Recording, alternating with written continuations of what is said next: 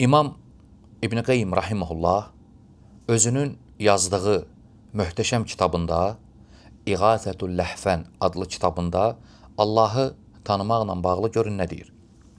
Buyurur ki: "Fələv arafəl abd kullə şey və ləm ya'rif rabbəhu fəkəənəhu ləm ya'rif şeyən." Əgər insan hər şeyi bilsə, bütün elmlər barəsində elmi var, bütün şeylər barəsində elmi var. Əgər Allahı tanımırsa, Rəbbini, sanki o heç nə bilmir. Allahu Akbar. Nə demək istəyir? Yəni, həqiqi elm Rəbbi tanımaqdır. Subhanallah, bir insan dünyada olan bütün elmlərə sahib çıxıb, amma Allah barəsində elm yoxdursa, Rəbbini tanımırsa, o heç nə bilmir əslində. Allahı bilən isə Allah barəsində elmi var, bilir, tanıyır Allahı. O sanki hər şey bilir.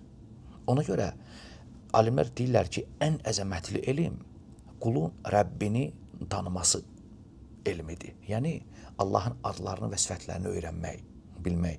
Allah subhanahu və teala bizlərə tanıtdırıb özünü.